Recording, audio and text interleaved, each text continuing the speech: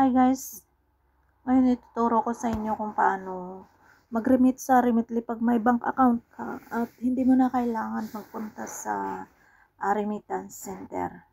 Sa Remitly kasi ang napaka-legit nito guys. Minuto lang or segundo lang nasa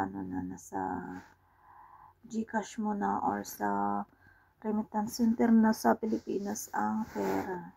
So, click mo yung Remitly. Dapat naka-download yung Remitly mo. Yung Remitly app sa yung phone.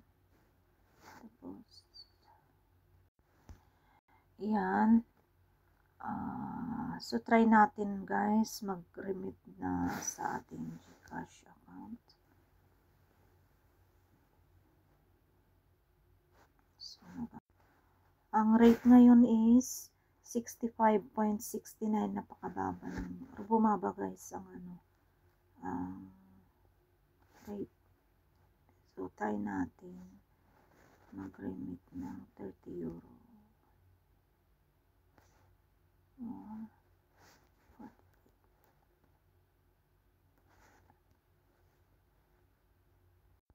So, mag-remit tayo. Try natin ang 30 euro muna guys. 1950.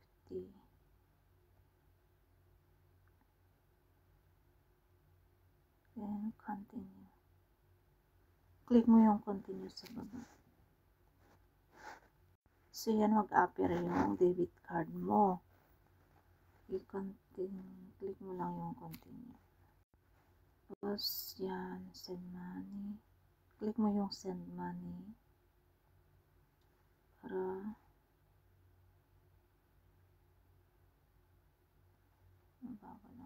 so, may mag-appear na na notification dyan sa taas. I-click mo yun.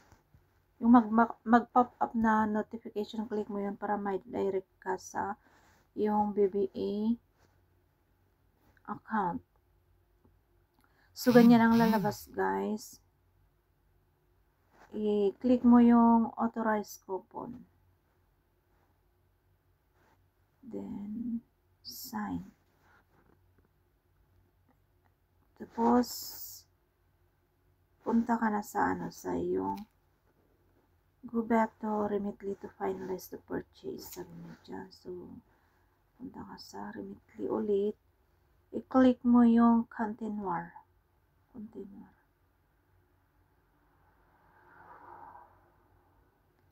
Yan. Wag ka munang alis guys. Antayin mo na mag-okay yan. So, we're finalizing your transfer. Sabi mo dyan. Almost done daw. Pero ang tagal. So, okay na. Your transfer is on the way, sabi niya. Once nag-okay na yan guys, napakabilis lang mag-remit sa GCash sa Remitly. So, i-check natin sa sa ating GCash account kung nandun na nga yung pera.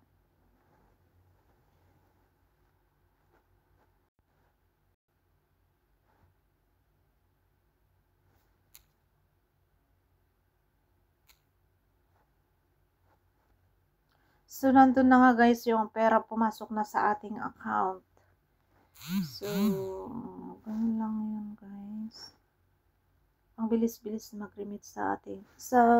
From Remitly to kahit sa mga remittance center sa Philippines, sa Cebuana or ML or Western sa mga Palawan or GCash, napakabilis guys. At napaka-legit nitong Remitly na apps. So, yun lang guys for this video at saka pang content lang to guys. So, kaya napagawa ko ng tutorial. Babak na natin at i-upload na natin sa YouTube.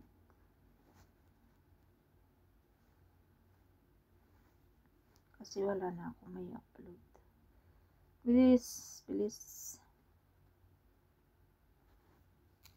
Konti pa lang yung